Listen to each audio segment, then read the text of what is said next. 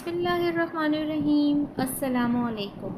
میں نے کورکن کو جیب سے 8,000 نکال کر دیے اور بولا کہ دیکھو، جیسے تم کو سمجھایا ہے ویسے ہی قبر کھود دینا۔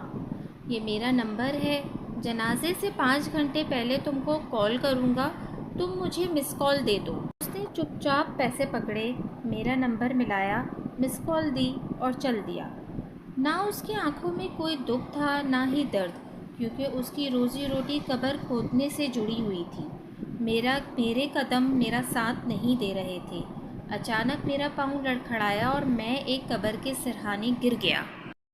ہمت کر کے اٹھا تو قبر کے کتبے پہ بڑا بڑا نام رانا امیر علی درج تھا، جس کے سرہانے سے بارش کا پانی اندر جا کر تباہی مچا چکا تھا۔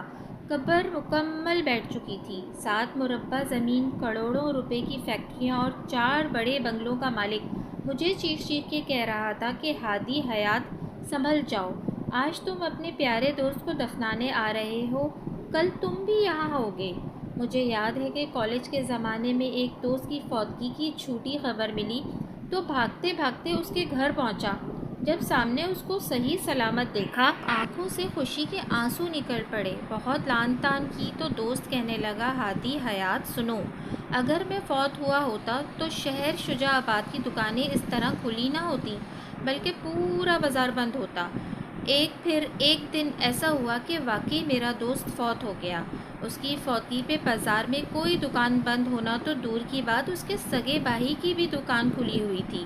جب اس کے بھائی سے پوچھا تو کہنے لگا کہ جنازہ لیٹ ہے، دودھ دہی خراب نہ ہو جائے، میں جلدی سے ان کو بیچ کر دکان بند کر کے آتا ہوں۔